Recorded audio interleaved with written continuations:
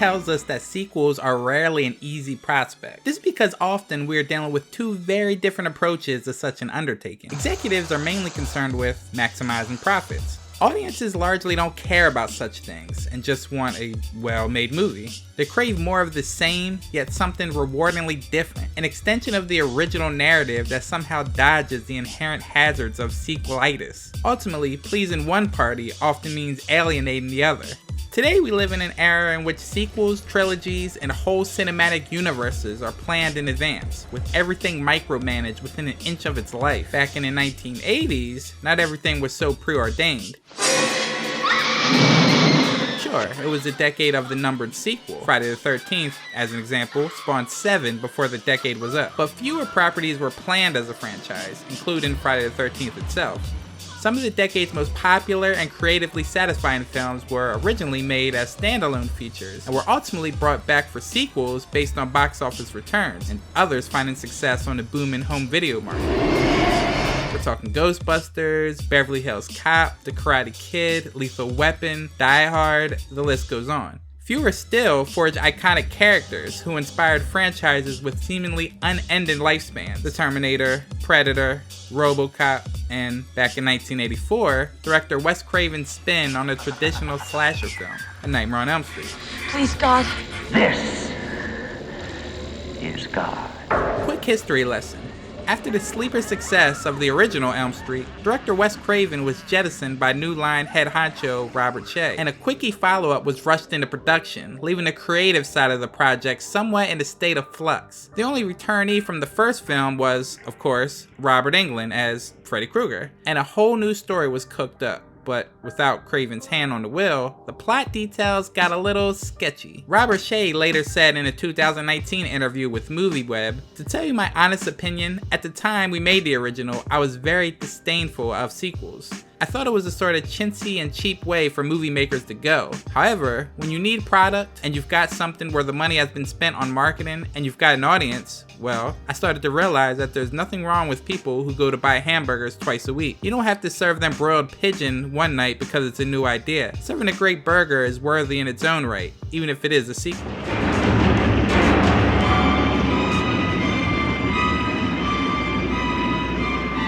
You are all my children now. Horror films and subversion go together like peanut butter and jelly. Many of the best horror films are the ones that subvert the audience's expectations in order to deliver scathing social commentary or poke fun at genre cliches. A Nightmare on Elm Street Part 2, Freddy's Revenge, is not one of those films.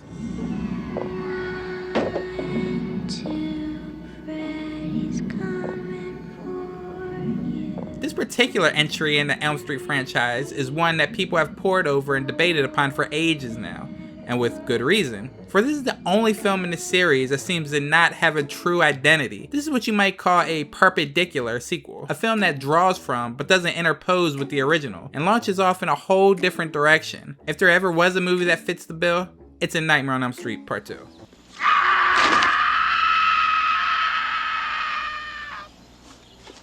Mommy, why can't Jesse wake up like everybody else? For one thing, Freddy Krueger, the child-slaying villain from the first film, who showed up in the dreams of the town's youngsters to exact revenge for his own murder, is no longer interested in terrorizing all of them. He now haunts one boy alone. That boy, Jesse, is tormented by him, and it becomes clear that Jesse is some kind of manifestation of Jesse's own turmoil. Sure, Jesse moved into the house across the street from where we watched Johnny Depp die in the first film, but there are other traumas at play. This is a huge departure from the mythology that launched the series, not but one installment ago. It's actually kind of amazing that this movie ever got made at all. Most direct sequels stick to at least the bare bones structure of their predecessor. Not so much here. Freddy's Revenge, such as it is, lands directly on poor Jesse, who is left to grapple with a whole host of identity issues, given that Freddy has now decided to literally live inside of him. He's a dark, threatening aspect of Jesse's psyche, which must be repressed if Jesse's going to fit in at school, get a girl, live a happy suburban life.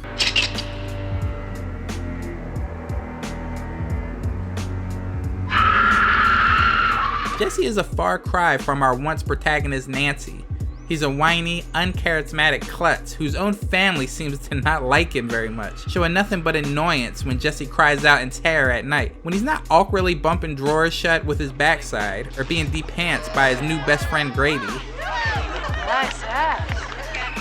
He's probably complaining about how his family just doesn't understand him.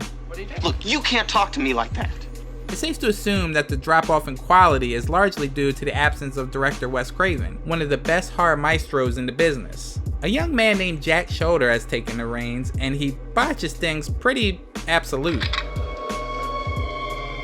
I need you, Jesse. We got special work to do here, you and me. The original Elm Street managed to effectively blur the lines between reality and waking nightmare. A Nightmare on Elm Street Part 2 is an extremely pedestrian effort that doesn't even seem to be trying to capture the nightmarish qualities of the original. It would be generous to merely say that this sequel is a pale imitation of its predecessor. In the original, Freddy haunted people's nightmares. Here, Freddy is going for the more prosaic and less interesting path of simply taking over a surrogate in this world and having him do the dirty work. Freddy is demoted to being a mere plot device than a menacing personification of doom. Writing a direct sequel for A Nightmare on Elm Street should and could have been easy enough. The conclusion of the first film leaves it more than open for the follow-up to continue on the same page as the original. Even if the second couldn't begin exactly where the first one left off, an explanation as to what happened at the end and a continuation of Freddy's rampage would have been a rather simple way to make another entertaining movie.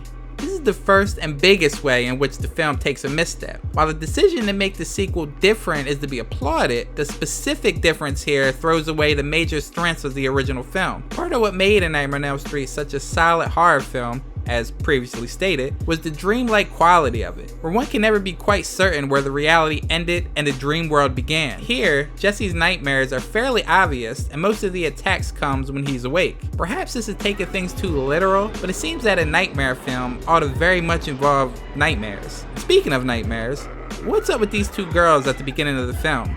Are these real girls being terrorized by Freddy? Are they sharing a nightmare with Jesse? Did Jesse dream them up? Whatever. Also, while one doesn't expect deep characterization, the relationship between Jesse and his girlfriend, Lisa, seems awfully flat considering how much of the film depends on their alleged feelings for each other. Hi. Hi. As many have already commented on, there's much more sexual chemistry between him and his best friend, which, as you could probably guess, brings us to our next topic of discussion.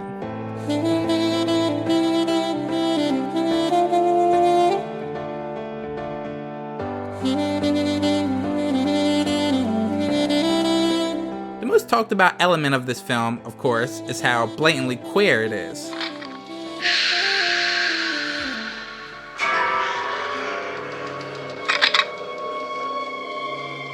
I need you, Jesse. Its innuendo-filled lines like these, and close-up butt shot sequences, and a male scream queen that have retroactively given this movie a fascinating place in horror cinema. This is a gender-flipped movie in almost every way.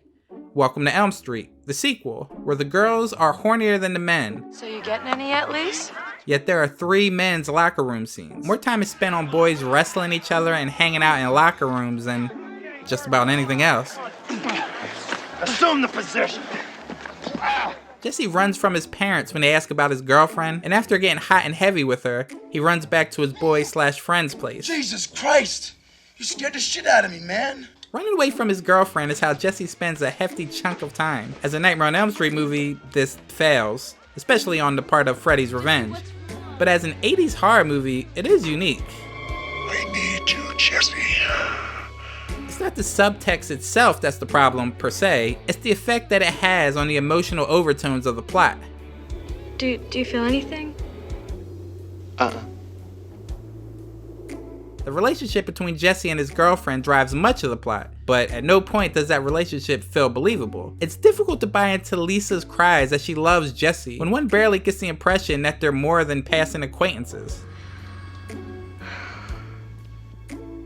Some folks, including the director, claim that they had no idea about the subtext when they were making the movie, but that's hard to believe. For Christ's sake, the only real kill set piece in the movie finds a man stripped naked, tied to a wall, and then whipped for a while before being clawed. There's also the scene where Jesse rebels against his father, who doesn't understand him, by singing and dancing around his room to Touch Me by Wish.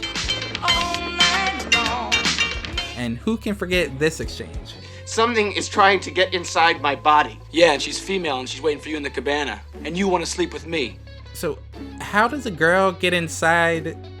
Never mind. Confusing sexual positions aside, this sums up everything you need to know about the movie. For some, the subtext is what saves the film from being a total bore and waste of time. Unfortunately, all of the silly dance sequences in the world can't save this from being fairly subpar in the filmmaking department. The pacing is well off, with the first kill waiting a good 35 plus minutes, and Freddy ends up not being as terrifying as we might hope in one of his biggest encounters yet. The tone hovers mercilessly from silly to scary, leaving viewers feeling stupefied. There are some decent scenes of gore and practical effects magic that are genuinely creepy, but each and every one is countered with something equal and opposite. Think of a scene where Freddy physically rips his way out of Jesse's body, compared to a scene featuring a demonic parakeet that attacks the family before exploding in midair. Jack's shoulder ultimately provides us with a rather underwhelming experience. Freddy, for a good portion, is off camera, and when he appears, it's briefly until the final act. But the problem here is, Freddy isn't very formidable. One could go as far as to rate Robert Englund's performance in the original up there with actors like Karloff as the monster, Lugosi as Dracula, and Chaney as the Wolfman. But this time around, Freddy is never really imposing at all. Freddy doesn't even feel like Freddy. He delivers a couple of hokey lines and torments our protagonist, but other than that, he works completely out of character. Not only does he put plenty of focus on executing individuals who seem to have no direct connection to Elm Street, he looks physically different. He behaves different. Hell, he doesn't even sport that creepy off-kilter posture to help make him so subconsciously frightening in Wes Craven's inaugural picture. If we weren't all unbelievably familiar with the franchise, the character, and Robert Englund himself, we never even know it was the same man beneath all that makeup. Bottom line, as a standalone film with a different antagonist, perhaps things could have been different. Freddy's Revenge has all the makings of a genuinely creepy 80s horror movie, but by forcing it to be in the Nightmare franchise, it instead comes off as a little more than a lackluster sequel to a touchstone horror film. It's frequently daft, willfully inconsistent, and sports all the delicacy of a massage performed by a mallet. If you want to learn more about this movie, then you should really check out the documentary Scream Queen, My Nightmare on Elm Street. It's okay. It's alright. Jesse, it's okay. It's all over. Thanks for watching, guys, and don't forget to share your thoughts in the comment section below.